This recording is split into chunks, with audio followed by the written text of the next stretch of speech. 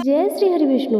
प्रिय भक्तों, काफ़ी सारे भक्तों का यह विचार होता है कि बृहस्पतिवार की व्रत कथा सिर्फ बृहस्पतिवार के दिन ही सुननी चाहिए। किंतु यदि जो भी भक्त बृहस्पतिवार की पूरी कथा सुने होंगे तो उसमें जो राजा हैं वे जब बहुत दुखी थे और उन्हें जब सब धन संपदा उनको मिल गई तो उन्होंने अपने पूरे नगर में यह घोषणा करवा दी कि एक दिन के व्रत करने से और व्रत कथा सुनने से जब हमें इतना फल मिलता है तो सोचिए कि रोज़ इस व्रत कथा को सुनने से हमें कितने पुण्य की प्राप्ति होगी। इसीलिए उस राजा ने प्रतिदिन बृहस्पति भगवान की कथा कहनी आरंभ कर दी।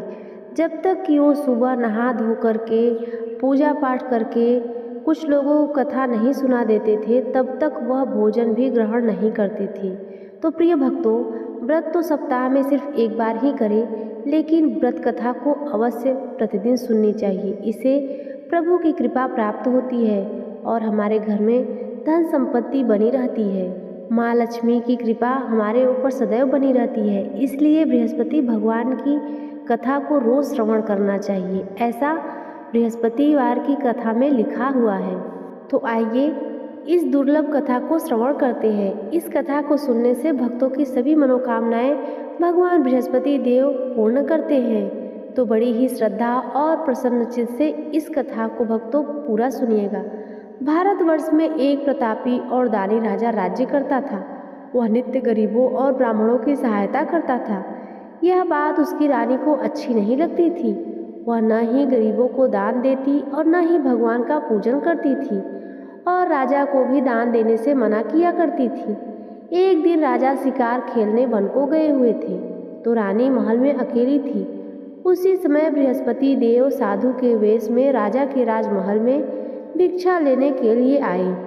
भिक्षा मांगी तो रानी ने भिक्षा देने से इनकार कर दिया और कहा, हे साधु महाराज, मैं तो दान पुण्य करते तंग आ गई हूँ। मेरा पति सारा धन लुटाते रहते हैं। मेरी इच्छा है कि भगवान सब धन नष्ट कर दे, फिर न रहेगा बांस और न बजेगी बांसुरी। साधु ने कहा, देवी तुम तो बड़ी विचित्र हो। संतान और धन तो सभी चाहते हैं, पुत्र और लक्ष्मी तो पापी के घर भी होने चाहिए। यदि तुम्हारे पास अधिक धन है तो भूखों को भोजन दो, प्यासों को पानी दो और मुसाफिरों के लिए धर्मशालाएं खुलवाओ। जो निर्धन अपनी कुंवारी कन्याओं का विवाह नहीं करा सकते उनका विवाह करा दो। ऐसे और कई काम हैं जिनके करने से तुम्हारा यश लोक और परलोक में फैलेगा। परंतु रानी पर उपदेश का कोई प्रभाव नहीं पड़ा। वह बोली, महाराज आप मुझे कुछ न समझाए, मैं ऐसा धन नहीं चाहती जो हर जगह बांटती फिरूं। साधु ने उत्तर दिया, यदि तुम्हारी ऐसी ही इच्छा है तो तथास्तु, तुम ऐसा ही करना।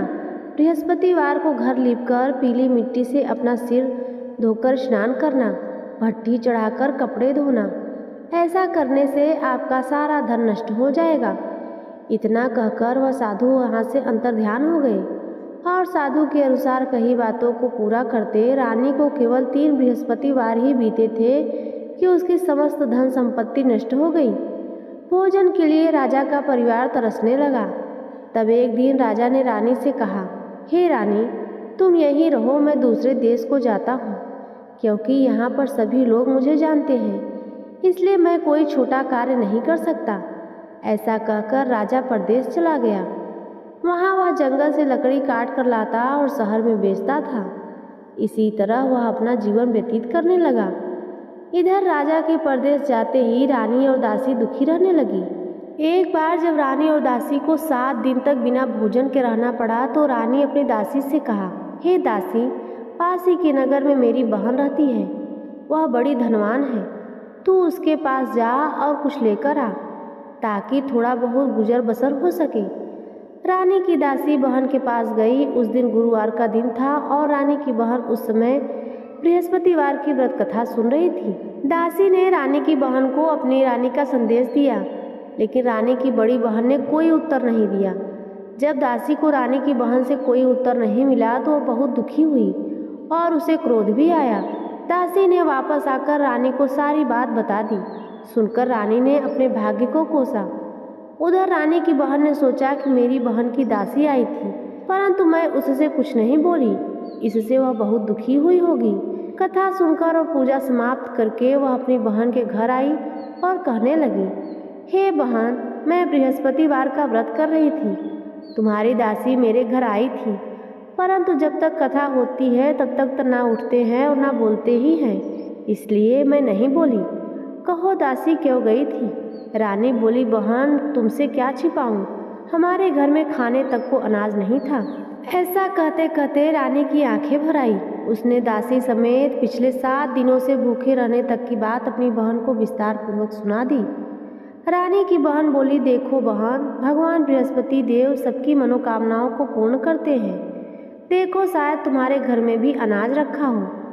पहले तो रानी को विश्वास नहीं हुआ, पर बहन के आग्रह पर उसने अपनी दासी को अंदर भेजा तो उसे सचमुच अनाज से भरा एक घड़ा मिल गया।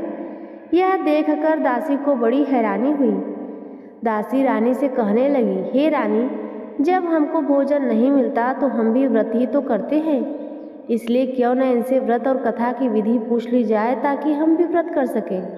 तब रानी ने अपनी बहन से बृहस्पतिवार के व्रत के बारे में पूछा। उसकी बहन ने बताया, बृहस्पतिवार के व्रत में चने की दाल और मुनक्का से विष्णु भगवान के केले के जड़ में पूजन करें तथा दीपक जलाएं, व्रत कथा सुने और पीला भोजन ही करें। इससे बृहस्पति देव प्रसन्न होते हैं। और व्रत और पूजन की विधि बतलाकर रानी की बहन अपने घर को लौट गई। 7 दिन के बाद जब गुरुवार आया तो रानी और दासी ने व्रत रखा। घुड़साल में जाकर चना और गुड़ लेकर आई, फिर उससे केले की जड़ तथा विष्णु भगवान का पूजन किया। अब पीला भोजन कहाँ से आए, इस बात को लेकर दोनों बहुत दुखी थी, क्योंकि उन्होंने व्रत रखा था, इसलिए बृहस्पति देव उससे बहुत प्रसन्न थे। इसलिए वे एक साधारण व्यक्ति का रूप धारण करके 2 थालों में सुंदर पीला भोजन दासी को दे गए। भोजन पाकर दासी बहुत प्रसन्न हुई और फिर रानी के साथ मिलकर भोजन ग्रहण किया। उसके बाद वे सभी गुरुवार को व्रत और पूजन करने लगी। बृहस्पति भगवान की कृपा से उनके पास फिर से धन संपत्ति आ गई, परंतु रानी फिर से पहले की तरह आलस्य करने लगी। तब दासी बोली, देखो रानी, तुम पहले भी इसी प्रकार आलस्य करती थी, तुम्हें धन रखने में कष्ट होता था, इसी कारण सभी धन नष्ट हो गया, और अब जब भगवान बृहस्पति की कृपा से धन मिला है तो तुम्हें फिर से आलस्य होता है। रानी को समझाते हुए दासी कहती है कि बड़ी मुसीबतों के बाद हमने यह धन पाया है, इसलिए हमें दान पुण्य करना चाहिए, भूखे मनुष्यों को भोजन कराना चाहिए और धन को शुभ कार्यों में खर्च करना चाहिए, जिससे तुम्हारे कुल का यश बढ़ेगा और स्वर्ग की प्राप्ति होगी और पितृ प्रसन्न होंगे। दासी की बात मानकर रानी अपना धन शुभ कार्यों में खर्च करने लगी, जिससे पूरे नगर में उसका यश फैलने लगा। उधर एक दिन राजा दुखी होकर जंगल में एक पेड़ के नीचे आसन जमाकर बैठ गया। वह अपनी दशा को याद करके व्याकुल होने लगा। बृहस्पतिवार का दिन था। एकाएक उसने देखा कि निर्जन वन में एक साधु प्रकट हुए हैं। वह साधु वेश में स्वयं बृहस्पति देवता थे। लकड़हारे के सामने आकर बोले, हे लकड़हारे, इस सुनसान जंगल में तू इतना चिंतामग्न क्यों बैठा है? लकड़हारे ने दोनों हाथ जोड़कर प्रणाम किया और उत्तर दिया, महात्मा जी, आप सब कुछ जानते हैं, मैं क्या कहूँ। यह कहकर रोने लगा और साधु को अपनी आत्मकथा सुनाई। महात्मा जी ने कहा, तुम्हारी स्त्री ने बृहस्पतिवार के दिन बृहस्पति भगवान का निरादर किया है, जिसके कारण रुष्ट होकर उन्होंने तुम्हारी यह दशा कर दी है। अब तुम चिंता दूर करके मेरे कहने पर चलो, तुम्हारे सब कष्ट दूर हो जाएंगे और भगवान पहले से भी अधिक संपत्ति तुम्हें देंगे। तुम बृहस्पतिवार के दिन कथा किया करो, 2 पैसे के चने मुनक्का लाकर उसका प्रसाद बनाओ और शुद्ध जल से लोटे में शक्कर मिलाकर अमृत तैयार करो। कथा के पश्चात सारे परिवार और सुनने वाले प्रेमियों में अमृत और प्रसाद को बांटकर खुद भी ग्रहण करो। ऐसा करने से भगवान तुम्हारी सब मनोकामनाएं पूरी करेंगे। साधु के ऐसे वचन सुनकर लकड़हारा बोला, हे प्रभु, मुझे लकड़ी बेचकर इतना पैसा नहीं मिलता जिससे भोजन के उपरांत कुछ बचा सकूं। मैंने रात्रि में अपनी स्त्री को व्याकुल देखा। मेरे पास कुछ भी नहीं है जिससे मैं उसकी खबर मंगा सकूं, और फिर मैं बृहस्पति देव की क्या कहानी सुनूं? मुझको तो कुछ भी नहीं मालूम है। साधु ने कहा, हे लकड़हारे, तुम किसी बात की चिंता मत करो। बृहस्पतिवार के दिन तुम रोजाना की तरह लकड़ियाँ लेकर शहर को जाओ, तुमको रोज से दुगना धन प्राप्त होगा। जिससे तुम भली भांति भोजन कर लोगे और बृहस्पति देव की पूजा का सामान भी आ जाएगा। बृहस्पति देव की इस कथा इस प्रकार है, सुनो। प्राचीन काल में एक ब्राह्मण रहता था। वह बहुत निर्धन था। उसकी कोई संतान नहीं थी। उसकी स्त्री बहुत मैली रहती थी। वह स्नान नहीं करती थी, किसी देवता का पूजन भी नहीं करती थी। इससे ब्राह्मण देवता बड़े दुखी थे। बेचारे कुछ भी कहते किंतु उसका परिणाम नहीं कुछ निकलता। भगवान की कृपा से ब्राह्मण की स्त्री के कन्या रूपी रत्न पैदा हुई। कन्या बड़ी होने पर प्रातः स्नान करके विष्णु भगवान का जाप और बृहस्पतिवार का व्रत करने लगी। अपने पूजा पाठ को समाप्त करके विद्यालय जाती तो अपने मुट्ठी में जौ भर के ले जाती और पाठशाला के मार्ग में डालती जाती। तब से ये स्वर्ण के जौ हो जाते। लौटते समय उसको बीनकर घर ले आती। एक दिन वह बालिका सूप में उस सोने के जौ को फटक कर साफ कर रही थी। उसके पिता ने देख लिया और कहा, हे बेटी, सोने के जौ के लिए सोने का सूप भी होना चाहिए। दूसरे दिन बृहस्पतिवार था। इस कन्या ने व्रत रखा और बृहस्पति देव से प्रार्थना करके कहा, मैंने आपकी पूजा सच्चे मन से की है तो मेरे लिए एक सोने का सूप दे दो। बृहस्पति देव ने उसकी प्रार्थना स्वीकार कर ली और रोजाना की तरह वह कन्या जौ फैलाती हुई जाने लगी। जब लौटकर जौ बिन रही थी तो बृहस्पति देव की कृपा से सोने का सूप मिला। उसे वह घर ले आई और उसमें जौ साफ करने लगी, परंतु उसकी माँ का वही ढंग रहा। एक दिन की बात है, वह कन्या सोने के सूप में जौ साफ कर रही थी। उस समय उस शहर का राजपुत्र वहाँ से होकर निकला। इस कन्या के रूप और कार्य को देखकर मोहित हो गया और अपने घर आकर भोजन और जल त्याग कर उदास होकर लेट गया। राजा को इस बात का पता लगा तो अपने प्रधानमंत्री के साथ उसके पास गए और बोले, हे बेटा, तुम्हें किस बात का कष्ट है? किसी ने तुम्हारा अपमान किया है अथवा कोई कारण सो हो तो कहो, मैं वही कार्य करूँगा जिससे तुम्हें प्रसन्नता हो। अपने पिता की राजकुमार ने बातें सुनी तो वह बोला, मुझे आपकी कृपा से किसी बात का दुख नहीं है। किसी ने मेरा अपमान नहीं किया है, परंतु मैं उस लड़की से विवाह करना चाहता हूँ जो सोने के सूप में जौ साफ कर रही थी। यह सुनकर राजा आश्चर्य में पड़ गया और बोला, हे बेटा, इस तरह की कन्या का पता तुम ही लगाओ, मैं उससे तुम्हारा विवाह अवश्य करवा दूंगा। राजकुमार ने उस लड़की के घर का पता बताया। तब मंत्री उस लड़की के घर गए और ब्राह्मण देवता को सभी हाल बताया।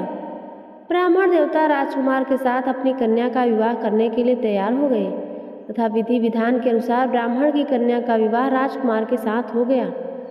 कन्या के घर से जाते ही पहले की भांति उस ब्राह्मण देवता के घर में गरीबी का निवास हो गया। अब भोजन के लिए भी अन्न बड़ी मुश्किल से मिलता था। एक दिन दुखी होकर ब्राह्मण देवता अपनी पुत्री के पास गए। बेटी ने पिता की दुखी अवस्था को देखा और अपनी माँ का हाल पूछा। तब ब्राह्मण ने भी सभी हाल कहा। कन्या ने बहुत सा धन देकर अपने पिता को विदा कर दिया। इस तरह ब्राह्मण का कुछ समय सुखपूर्वक व्यतीत हुआ। कुछ दिन के बाद फिर वही हाल हो गया। ब्राह्मण फिर अपनी कन्या के यहाँ गया और सारा हाल कहा तो लड़की बोली, हे पिताजी, आप माताजी को यहाँ लाओ, मैं उन्हें विधि बता दूंगी जिससे उनकी गरीबी दूर हो जाए। वह ब्राह्मण देवता अपनी स्त्री को साथ लेकर पहुँचे तो अपनी माँ को समझाने लगी कि हे माँ, तुम प्रातःकाल प्रथम स्नान आदि करके विष्णु भगवान का पूजन करो तो सब दरिद्रता दूर हो जाएगी। परंतु उसकी माँ ने एक भी बात नहीं मानी और प्रातःकाल उठकर अपनी पुत्री के बच्चों का जूठन को खा लिया। इससे उसकी पुत्री को भी बहुत क्रोध आया। उसने एक रात को एक कोठरी से सारा सामान निकाल दिया और अपनी माँ को उसमें बंद कर दिया। प्रातः उसमें से उसे निकाला तो स्नान आदि करा के पूजा पाठ करवाया तो उसकी माँ की बुद्धि ठीक हो गई। इसके बाद वह नियम से पूजा पाठ करती और प्रत्येक बृहस्पतिवार को व्रत रखने लगी। इस व्रत के प्रभाव से उसके माता और पिता बहुत ही धनवान और पुत्रवान हो गए। बृहस्पति देवता के प्रभाव से इस लोक के सुख को भोग कर अंत में स्वर्ग को प्राप्त हुए। इस तरह कथा कहकर साधु देवता वहाँ से अंतर ध्यान हो गए। धीरे धीरे समय व्यतीत होने पर फिर वही बृहस्पतिवार का दिन आया। लकड़हारा जंगल से लकड़ी काट कर किसी शहर में बेचने गया। उसे उस दिन से अधिक पैसा मिला। राजा ने चना गुड़ आदि लाकर गुरुवार का व्रत किया। उस दिन से उसके सभी क्लेश दूर हो गए। परंतु जब दोबारा गुरुवार का दिन आया तो बृहस्पतिवार का व्रत करना भूल गया। इस कारण बृहस्पति भगवान नाराज हो गए। उस दिन उस नगर के राजा ने विशाल यज्ञ का आयोजन किया था तथा शहर में यह घोषणा करा दी थी कि कोई भी मनुष्य अपने घर में भोजन न बनवाए और न आग जलाए। समस्त जनता मेरे यहाँ भोजन करने आए। इस आज्ञा को जो न मानेगा उसे फांसी की सजा दी जाएगी। इस तरह की गई घोषणा संपूर्ण नगर में करवा दी गई। राजा की आज्ञा के अनुसार शहर के सभी लोग भोजन करने गए, लेकिन लकड़हारा कुछ देर से पहुंचा, इसलिए राजा उसको अपने साथ ले आए और ले जाकर भोजन करा रहे थे तो रानी की दृष्टि उस खूंटी पर पड़ी जिस पर उसका हार लटका हुआ था। वह वहां दिखाई नहीं दिया। रानी ने निश्चय किया कि यह मेरा हार इस मनुष्य ने चुरा लिया है। उसी समय सिपाहियों को बुलाकर उसको कारागार में डलवा दिया। जब लकड़हारा कारागार में पड़ गया और बहुत दुखी होकर विचार करने लगा कि न जाने कौन से पूर्व जन्म के कर्म से मुझे यह दुख प्राप्त हुआ है, और उसी साधु को याद करने लगा जो कि जंगल में मिला था। उसी समय तत्काल बृहस्पति देव साधु के रूप में प्रकट हुए और उसकी दशा को देखकर कहने लगे, अरे मूर्ख, तूने बृहस्पति देव की कथा नहीं करी, इस कारण तुझे दुख प्राप्त हुआ है। अब चिंता मत कर, बृहस्पतिवार के दिन कारागार के दरवाजे पर 4 पैसे पड़े मिलेंगे। उनसे तू बृहस्पति देव की पूजा करना, तेरे सभी कष्ट दूर हो जाएंगे। बृहस्पतिवार के दिन उसे 4 पैसे पड़े मिले। लकड़हारे ने कथा कही।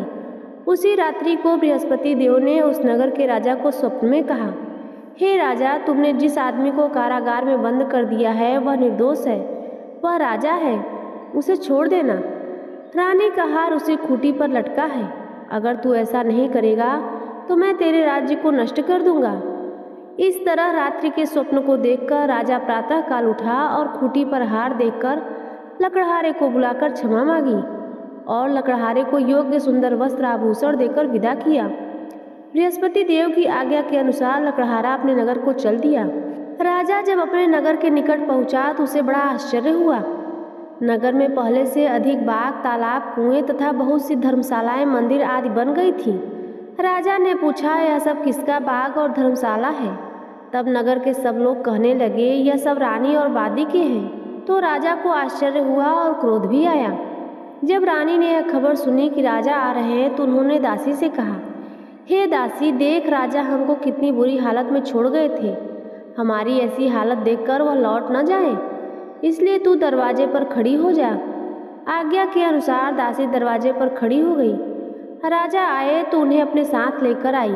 तब राजा ने क्रोध करके अपने रानी से पूछा, यह धन तुम्हें कैसे प्राप्त हुआ है? तब रानी ने कहा कि हमें यह सब धन बृहस्पति देव के इस व्रत के प्रभाव से प्राप्त हुआ है। राजा ने निश्चय किया कि 7 रोज बाद तो सभी बृहस्पति देव का पूजन करते हैं, परंतु मैं प्रतिदिन दिन में 3 बार कथा, कहानी और व्रत किया करूँगा। अब हर समय राजा के दुपट्टे में चने की दाल बधी रहती और दिन में 3 बार कहानी कहते। एक रोज राजा ने विचार किया कि चलो अपनी बहन के यहाँ हो आवे। इस तरह निश्चय करके राजा घोड़े पर सवार होकर अपनी बहन के यहाँ को चलने लगा।